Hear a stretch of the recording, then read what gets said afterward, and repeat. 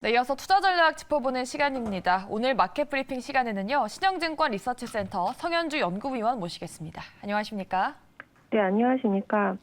네, 노동절 연휴 이후에 개장한 홍콩과 중국 증시가 좀 엇갈리는 흐름을 보였는데요. 특히나 차스닥과 홍콩 증시 약세가 두드러졌습니다. 이 약세의 원인은 무엇일까요?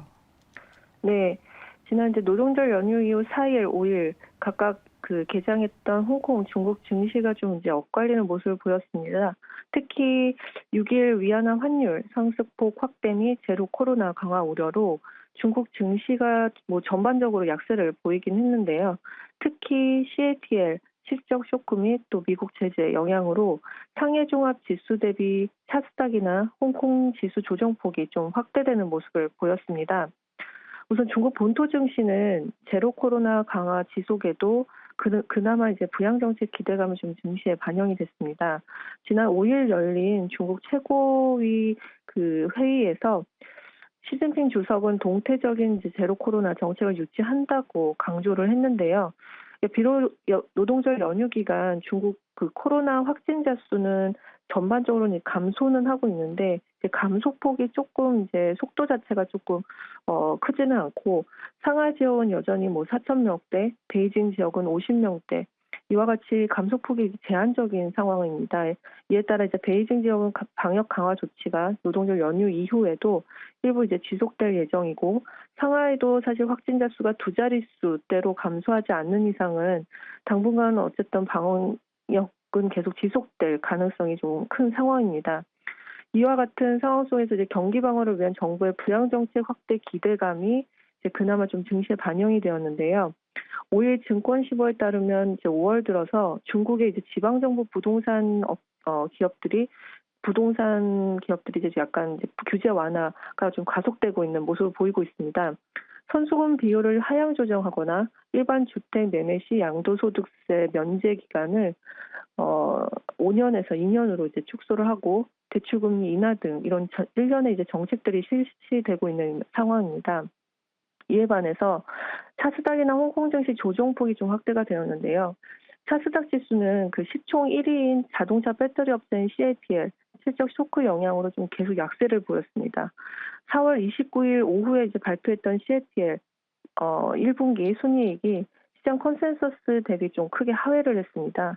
이에 따라서 CATL 5일 주가 하락폭이 굉장히 컸고요. 차스닥 지수도 이에 따라 한 1% 넘게 하락을 했습니다. 원인은 매출 증가로 영업비용 증가를 했고 업스트림 소재 가격 급등으로 비용이 증가했던 원인이 가장 크다라고 볼 수가 있습니다.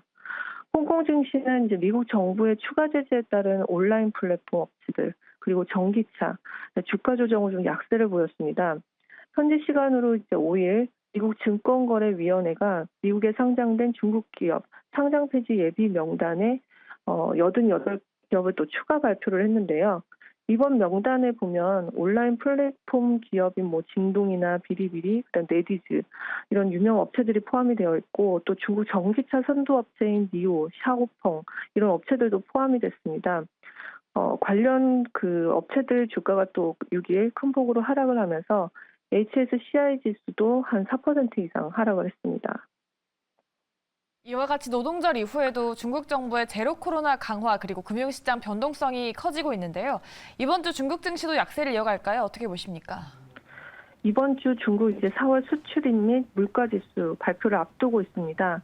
4월 수출 증가율은 둔화세가 좀 계속 지속될 것으로 보고 있고 CPI 지수도 이제 2, 3분기 계속 좀 반등세가 지속이 되면서 중국 경기 둔화 우려 및 금융시장 변동성 확대는 지속될 것으로 예상이 되는데요.